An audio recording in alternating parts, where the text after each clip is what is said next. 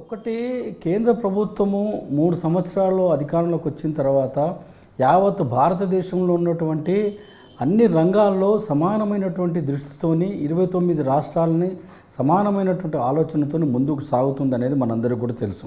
ముఖ్యంగా ఈనాడు పవర్ విషయం తీసుకున్నట్టయితే కరెంటు ఈనాడు 24 గంటలు కరెంటు దేశం మొత్తంలో రావాలని చెప్పని, అందరికీ అందాలని చెప్పని, నాణ్యమైనటువంటి కరెంటు ఇవ్వాలని చెప్పని ఇస్తున్నటువంటి విషయంలో ఈనాడు తెలంగాణ రాష్ట్రంలో కానీ ఆంధ్రాలో కానీ ఈనాడు కరెంటు ఒక్క నిమిషం కూడా పోకుండా ఉంటున్నటువంటి విషయం ఇది కేంద్ర ప్రభుత్వం యొక్క గొప్పదనమే.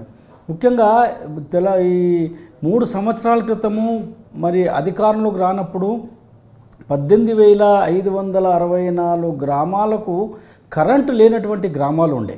ఈ 3 సంవత్సరాలలో ఇప్పటికీ 15,000 పైచిలకు గ్రామాలకు కరెంట్ ఇచ్చినటువంటి విషయము ఘనత కూడా ఈనాడు ఎన్డీఏ ప్రభుత్వం నరేంద్ర మోదీ గారి ప్రభుత్వానికి దక్కుతుంది. ఈనాడు 3 రూపాయల కిలో బియ్యం కేంద్ర ప్రభుత్వం నుంచి రాష్ట్ర ప్రభుత్వాలకు ఇవ్వడం విషయంలో కానీ, ఈనాడు రాష్ట్ర ప్రభుత్వం కిలో రూపాయి బియ్యం ఇస్తుందంటే కేంద్ర ప్రభుత్వము 30 రూపాయల సబ్సిడీ ఇచ్చి ఇస్తున్నటువంటి ఈ 3 రూపాయల కిలో బియ్యం కానీ, సర్వశిక్ష అభియాన్ విషయంలో కానీ, ప్రధానమంత్రి ఆవాస్ యోజన విషయంలో కానీ, లేకుంటే జన్ధన్ యోజన కానీ, లేకుంటే మన ముద్రా బ్యాంక్ విషయంలో కానీ ఇలాంటివి 106 స్కీమ్స్ ఈనాడు దేశం మొత్తంలో కూడా అందరికీ అందుబాటులో ఉండేటట్టు, అందరికీ ఫలాలు అందాలని చెప్పని ఆలోచనతోని ఈనాడు కేంద్ర ప్రభుత్వము రాష్ట్ర ప్రభుత్వాలకు ఇస్తున్నటువంటి విషయం కూడా మనం మరవకూడదు. ఈనాడు డబుల్ బెడ్రూమ్ విషయంలో ఈ రాష్ట్ర ప్రభుత్వానికి 90,000 ఇండ్లు, ఒక్కొక్క ఇంటికి 150,000 రూపాయలు కేంద్ర ప్రభుత్వం నుంచి ఈ రాష్ట్ర ప్రభుత్వానికి ఇవ్వడం జరిగింది. అదే రకంగా మరుగుదొడ్ల విషయంలో దేశం మొత్తంలో 4.5 కోట్ల మందికి మరుగుదొడ్లు కట్టుకోవడానికి ఒక్కొక్కరికి 12,000 రూపాయల చొప్పున కేంద్ర ప్రభుత్వం నుంచి ఇచ్చినటువంటి విషయం కూడా మనం మరవకూడదు. కాబట్టి ఇవన్నిటిని కూడా కేంద్రము సమాన దృష్టితోని ఈనాడు ఏదైతే నీతి ఆయోగ్ ద్వారా రాష్ట్రాలకు ఇంతకుముందు వచ్చేటటువంటి 30% నిధులు వచ్చేటుండెనో ఈనాడు ఈ ప్రభుత్వం వచ్చిన తర్వాత 41% కూడా ఈ రాష్ట్ర ప్రభుత్వాలకు నిధులు ఇస్తున్నటువంటి విషయం కూడా మరవకూడదు. కాబట్టి ప్రతి విషయంలో కూడా ఆసరా పథకం విషయంలో కానీ, లేకుంటే రైతులకు ఇవ్వాల్సినటువంటి ఇన్పుట్ సబ్సిడీ విషయంలో కానీ, లేకుంటే రైతులకు ఒక ఫసల్ బీమా యోజన పథకం కానీ, ఇలా రైతుల్ని ఆదుకోవడం విషయంలో కానీ, విద్యార్థుల్ని ఆదుకోవడం విషయంలో కానీ, వైద్య రంగంలో కానీ, విద్యారంగంలో కానీ అన్ని రంగాలలో కూడా కేంద్ర ప్రభుత్వం ఈనాడు 100 స్మార్ట్ సిటీస్కు డెవలప్ చేయాలని చెప్పని ఇస్తున్నటువంటి నిధులు కూడా మనం మరవకూడదు. హెరిటేజ్ సిటీలు అనేవి కూడా ఇస్తున్నటువంటిది కూడా మనం మరవకూడదు. కాబట్టి కేంద్ర ప్రభుత్వము అన్ని రాష్ట్రాలను సమదృష్టితోనే అభివృద్ధి పథంలోనే ముందుకు సాగుతుంది అనేది మనం దయచేసి దృష్టిలో పెట్టుకోవాలని కోరుతున్నాను.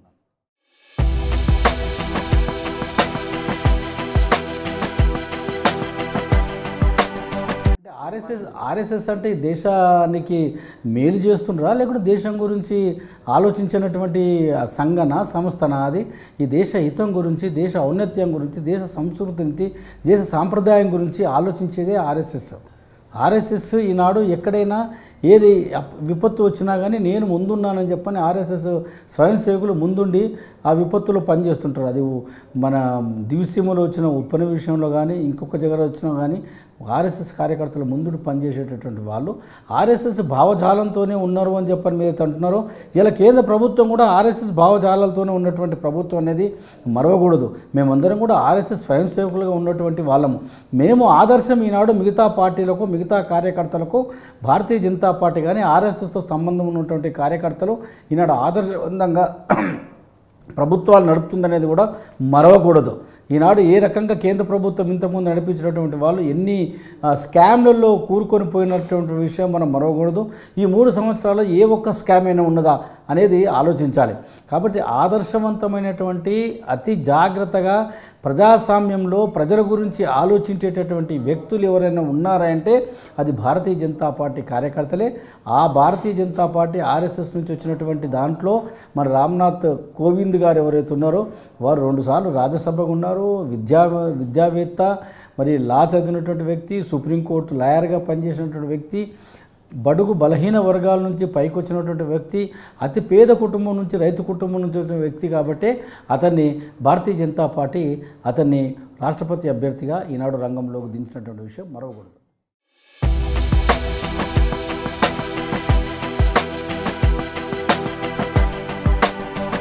ఒకటి ఈనాడు ఎన్నికల ముందు ఎలక్షన్ మేనిఫెస్టో పెట్టినటువంటి టీఆర్ఎస్ ప్రభుత్వం ఏదైతుందో 39 రకాల పనుల మీద మేము దృష్టి సారిస్తాము, మేము ఎలక్షన్లో గెలిస్తే మేము ఈ పనులు చేస్తామని చెప్పని వాళ్ళు ఒక మేనిఫెస్టో పెట్టడం జరిగింది.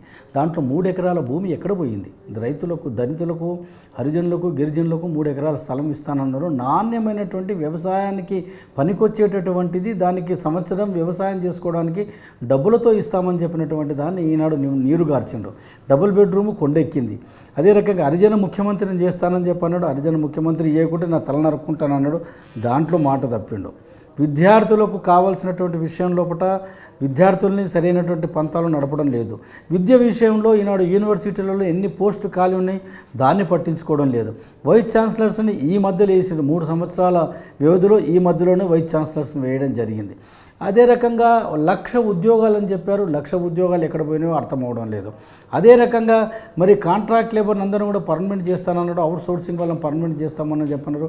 దాని విషయంలో కూడా ఒక ఎలక్ట్రిసిటీ బోర్డు తప్ప మిగతా ఎక్కడ కూడా పట్టించుకోవడం లేదు. కాబట్టి ఈ ప్రభుత్వం ఏవైతే ఎన్ని వాగ్దానాలు చేసిందో ఆ వాగ్దానాలన్నీ కూడా పక్కన పెట్టి ఈనాడు షాదీ ముబారక్ అని మా మేనిఫెస్టోలో మేము చేస్తున్నామని చెప్పని ఏదో చెప్తున్నారో, ఎలక్షన్లో ఓట్లు దండుకోవడానికి ఏదైతే 12% మైనార్టీలకు రిజర్వేషన్ పెట్టినరో బీసీలకు అన్యాయం చేస్తూ, బీసీలకు ఉన్నటువంటి లోకల్ బాడీ ఎలక్షన్లో కానీ, లోకల్ బాడీ రిజర్వేషన్లో కానీ వీటన్నిటిలో కూడా బీసీలకు అన్యాయం చేస్తూ వాళ్ళని దండిగొట్టి 12% ఇవ్వడానికి ఈ రాష్ట్ర ప్రభుత్వం రాజ్యాంగానికి వ్యతిరేకంగా చేస్తున్నటువంటి దాన్ని ఈనాడు ప్రజల మధ్యలోకి మేము తీసుకెళ్తాం. చాలా విషయాల మీద ఈ రాష్ట్ర ప్రభుత్వము మరి చేస్తున్నటువంటిది, సెక్రటరియట్ కూలగొట్టి ఇంకో దగ్గర సెక్రటరీ కడతా అంటాడు, ఆ మంచిగా ఉన్నటువంటి అసెంబ్లీని కూలగొట్టి ఇంకో దగ్గర కడతా అంటాడు. ఏమైంది మరి? ట్యాంక్ బండ్ అంతా కూడా నీళ్ళన్నీ కూడా క్లీన్ చేసి కొబ్బరి నీళ్ళు చేస్తానని చెప్పాడు. ఎందుకు ఎక్కడ పోయింది? దీన్ని ఇస్తాంబుల్ సిటీ చేస్తా అన్నాడు. ఇస్తాంబుల్ సిటీ ఎక్కడ పోయింది? అసెంబ్లీలో మొదటి రోజున మాట్లాడినప్పుడు మేము హైదరాబాద్ని ఇటు చేస్తాం అది చేస్తామని చెప్పినటువంటిది ఈనాడు మళ్ళీ వర్షం వస్తే కార్లన్నీ కూడా పడవల్లాగా ఈనాడు తేలుతున్నటువంటి విషయాన్ని కూడా ఈ రాష్ట్ర ప్రభుత్వం గుర్తెరగాలి. ముఖ్యంగా ముఖ్యమంత్రి గారు ఇది గుర్తెరగాలి. గత ప్రభుత్వాలు చేసినటువంటి ఐటీ అభివృద్ధి అనేది గత ప్రభుత్వాలు చేసినాయి. మరి ఔటర్ రింగ్ రోడ్ గత ప్రభుత్వాలు చేసినాయి. దీన్ని ఆయన మలుచుకోవడానికి ప్రయత్నం చేస్తున్నాడు. ఇది తప్పు. ఎన్నో సాఫ్ట్వేర్ కంపెనీలు ఈనాడు హైదరాబాదు రావడానికి గత ప్రభుత్వం, తెలుగుదేశం ప్రభుత్వము, చంద్రబాబు నాయుడు గారు చేసినటువంటి విషయాన్ని కూడా మరవకూడదు. దీన్ని దృష్టిలో పెట్టుకొని ఈ ప్రభుత్వం అధికారంలోకి వచ్చిన తర్వాత మాటల గారడి తప్ప ఇంకేం చేయడం లేదనేది ఈనాడు స్పష్టంగా తెలుస్తుంది. నిధులు, నీరు, విధులు అని చెప్పని తెలంగాణ రాష్ట్ర ఆవిర్భావం జరిగిన తర్వాత ఈనాడు ఏదైతే రంగారెడ్డి పాలమూరు ఎత్తిపోతల పథకం కానీ, మిషన్ భగీరథ విషయంలో కానీ, ఇంటింటికి నీళ్ళ విషయంలో కానీ, లేకుంటే మిషన్ కాకతీయ అనే విషయంలో కానీ ఎవరికి కాంట్రాక్ట్లు ఇచ్చిండ్రో ఒక్కసారి ఆత్మపరిశీలన చేసుకోవాలి.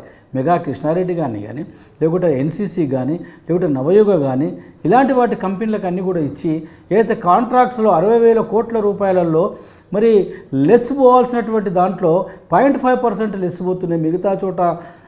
మిగతా రాష్ట్రాల్లో అన్ని చోట్ల కూడా 21%, 30% లెస్ పోతే ఇక్కడ ఈ వర్క్స్కు 0.5% పోయి దీన్ని ఎవరు డబ్బులు దండుకుంటున్నారో ఆలోచించాలి. అదే రకంగా ప్రభుత్వ ఖాళీ స్థలాలు ఏవైతున్నాయో దాన్ని కూడా అన్యాక్రాంతం చేయడానికి ఈ ప్రభుత్వము భూముల వెనుకలబడి దాన్ని డబ్బులు దండుకోవడానికి భూబకాసురులతో కుమ్ముక్కైనటువంటి విషయాన్ని కూడా మేము ప్రజాకోర్టులో వాళ్ళని నిలదీస్తాము. రేపు రాబో రోజులలో తప్పనిసరిగా ఈ ప్రభుత్వానికి గుణపాఠం ప్రజలతో చెప్పించేటట్టు మా యొక్క శాయశక్తులు మేము ప్రయత్నం చేస్తాం.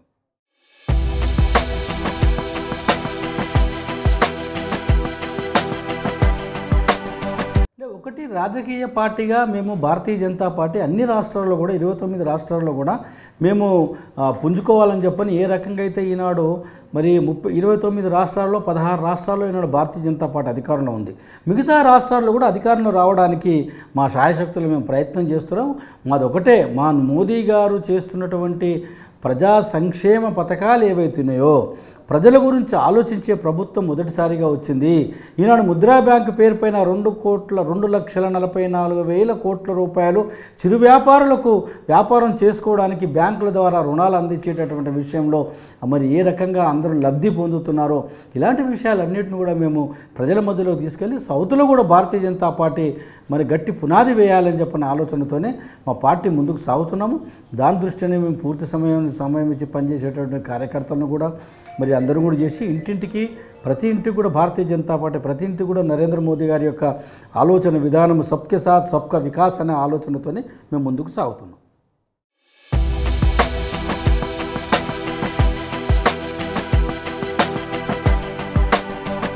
ఒకటి మాది భారతీయ జనతా పార్టీ ఇది ఒక జాతీయ భావాలతో ఉన్నటువంటి పార్టీ. ఓట్ల సంతుష్టికరణ రాజకీయం కాకుండా దేశం మొత్తంలో కూడా మాది అనేటటువంటి ఈ దేశం నాది, ఈ 125 కోట్ల భారత ప్రజానికానికి కావాల్సినటువంటి అన్ని విషయాల మీద సమగ్రమైనటువంటి ఆలోచనలు సాగేటటువంటి భారతీయ జనతా పార్టీ తెలంగాణ రాష్ట్రంలో కూడా మేము తెలంగాణ ప్రజలందరూ కూడా తెలంగాణ రాష్ట్ర ఆవిర్భావానికి భారతీయ జనతా పార్టీ కూడా ముందుండి సుష్మా స్వరాజ్ గారు పార్లమెంట్లో ఏ రకంగా అయితే మీరా కుమార్ గారిని ఒప్పించి బిల్ పాస్ చేసినటువంటి విషయాన్ని కూడా మేము ప్రజల మధ్యలోకి తీసుకెళ్తాం.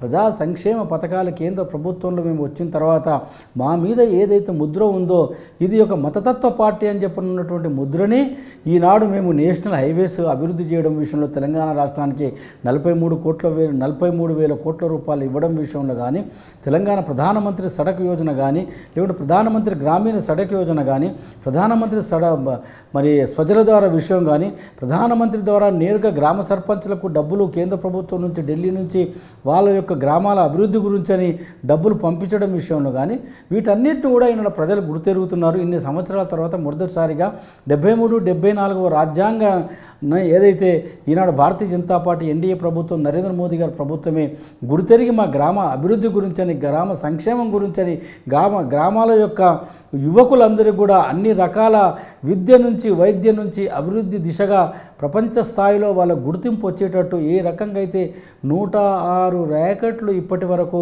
మరి నింగికి ఏదైతే మనము పంపించామో ఈ 3 సంవత్సరాల్లో ఈ ఘనతని యువకులందరూ కూడా గుర్తెరుగుతున్నారు. దేశం మొత్తంలో కూడా 41% ఉన్నటువంటి యువకులు గ్రామీణులే యువకులుగా, తెలంగాణ రాష్ట్రంలో కూడా అదే పర్సంటేజ్గా 4 కోట్ల తెలంగాణ 3.5 కోట్ల తెలంగాణ ఉంటే అందులో 41% యువకులున్నారు. ఈ యువకులందరూ కూడా ఒక్క తాటి మీద తీసుకొచ్చి కేంద్రం నుంచే నరేంద్ర మోదీ గారే అన్ని విషయాల మీద సమగ్రమైనటువంటి ఆలోచనతో ముందుకు సాగుతుంది. కాబట్టి మీరు భారతీయ జనతా పార్టీకి మద్దతు పలకండి, భారతీయ జనతా పార్టీ వెంట రండి. ఈ దేశం నాది, ఈ రాష్ట్రం నాది, ఈ జిల్లా నాది, ఈ నగరం నాది, ఈ మండలం నాది, ఈ గ్రామం నాది అనే ఒక ఆలోచనతోని సబ్కా సాత్ సబ్కా వికాస్ యావత్ భారతదేశంలో ఉన్నటువంటి అన్ని వర్గాలు, కులం, మత వాళ్ళకన్నిటికి కూడా బడుగు బలహీన వర్గాలు, దళితులు కావచ్చు, గిరిజనులు కావచ్చు, మైనార్టీలు కావచ్చు, మహిళలు కావచ్చు, ఓబీసీలు కావచ్చు, ఈనాడు కేంద్రంలో ఏ రకంగా అయితే ఓబీసీలకు రాజ్యాంగ అధికారం ఇచ్చి రాజ్యాంగ పరంగా వాళ్ళకి అన్ని లబ్ధి పొందేటట్టు పార్లమెంట్లో బిల్ పాస్ చేసి ఓబీసీలు కూడా మన వాళ్ళని కూడా మన గుండెకు అతుక్కోవాలి అనే ఆలోచనతోని కేంద్ర ప్రభుత్వం నరేంద్ర మోదీ గారి ప్రభుత్వం చేస్తున్నటువంటి దాంట్లో తెలంగాణ రాష్ట్రంలో కూడా గ్రామానికి బూత్ స్థాయిలో కూడా మేము కార్యకర్తల్ని కదిలించి ప్రజల్ని కదిలించి మా యొక్క నినాదంతో ప్రతి కడపకు నరేంద్ర మోదీ గారి యొక్క పథకాలు అనే ఆలోచనతో మేము ముందుకు సాగుతాం.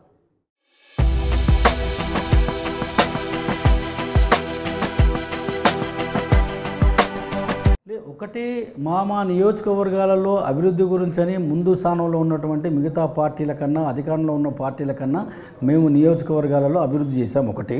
రెండవది, కేంద్ర ప్రభుత్వం నుంచి రాష్ట్ర ప్రభుత్వానికి ఏది కావాలన్నా కానీ ముందుండి మేము కేంద్ర ప్రభుత్వం నుంచి అడిగి తీసుకొచ్చి ఇక్కడ రాష్ట్ర ప్రభుత్వాన్ని కూడా అన్ని పథకాలు అందేటట్టు కూడా చేస్తున్నాం. ఉదాహరణకు ఒక గొర్రెల గురించని కేంద్ర ప్రభుత్వం నుంచి 25% ఎన్సిడిసి నుంచి కూడా సబ్సిడీ ఇప్పించినటువంటి విషయాన్ని కూడా మీ దృష్టికి తీసుకొస్తున్నాం. ఈనాడు 3,000 కోట్లు 4,000 కోట్లు రుణం తీసుకుంటే కేంద్ర ప్రభుత్వం నుంచి దాంట్లో 25% సబ్సిడీ కూడా ఉందనే విషయం కూడా మరవకూడదు.